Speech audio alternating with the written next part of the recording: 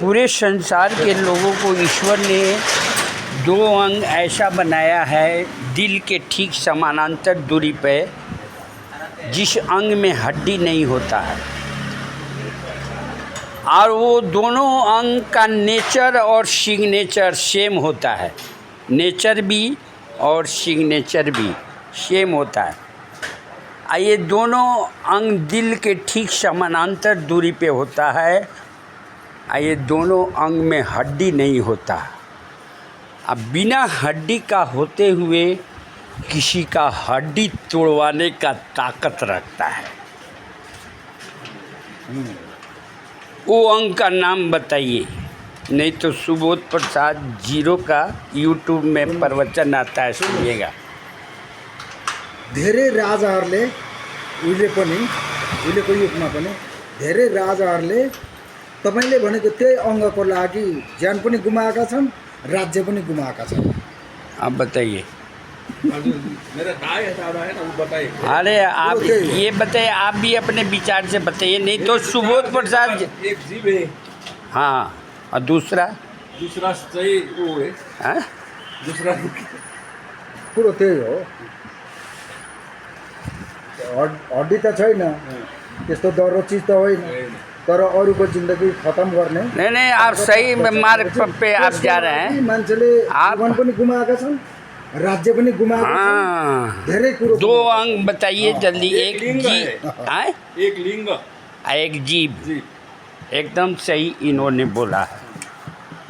पूरे संसार के लोगों को ईश्वर ने दिल के ठीक समानांतर दूरी पे दो अंग बनाया है। अब इसका साबित मैं करता हूँ, साबित भी सुनिए।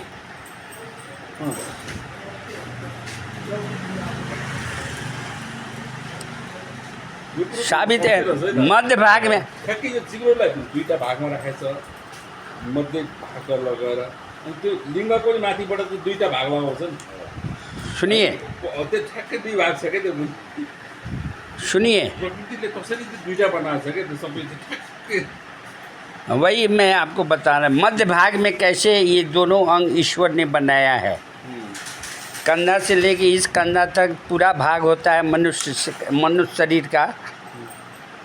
बीच में आपको दिल बनाया है, और दिल के ठीक समानांतर दूरी पे वो दोनों अंग बनाया है।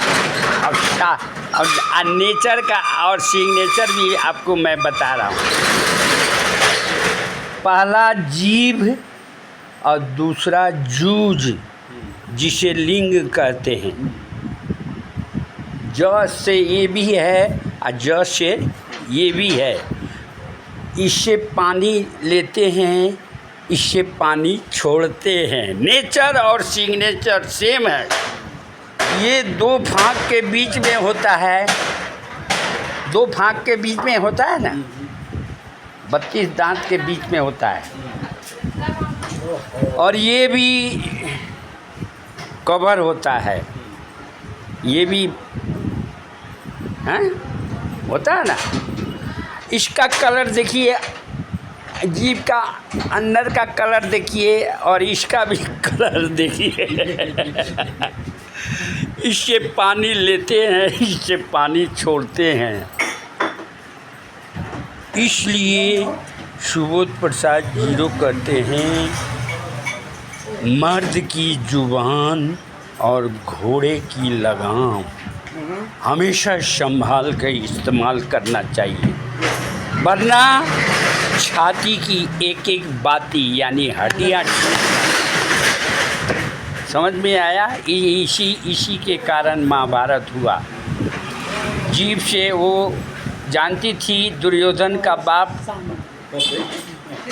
वो तो जानती थी कि दुर्योधन का बाप अंधा था, वो तो जानती थी। फिर भी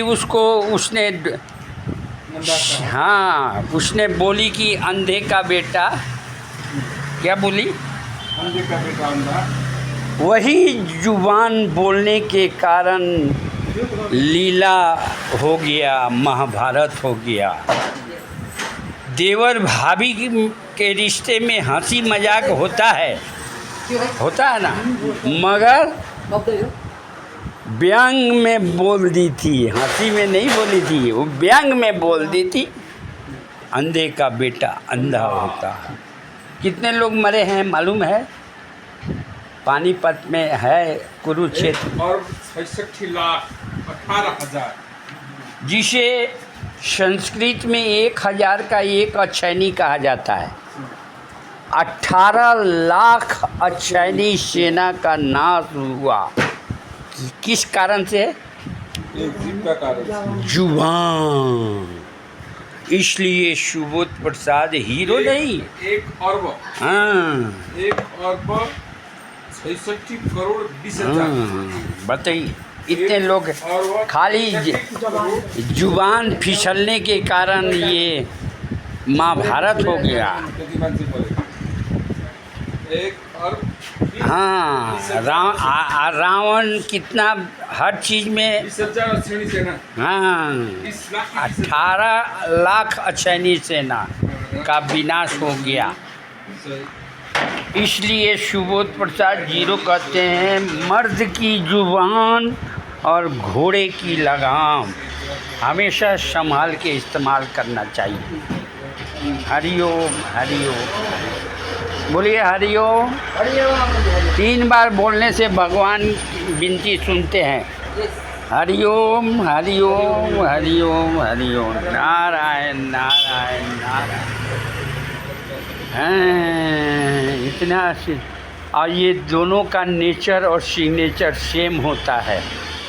जीभ और जूझ ये दोनों बिना हड्डी का होता है, और ये दोनों बेलगाम कर देने वाले का, हड्डी तोड़वाने का ताकत रखता है, कैपेसिटी रखता है। अब चलें। हरिओम हरिओम हरिओम हरिओम हरिओम, नारायण नारायण।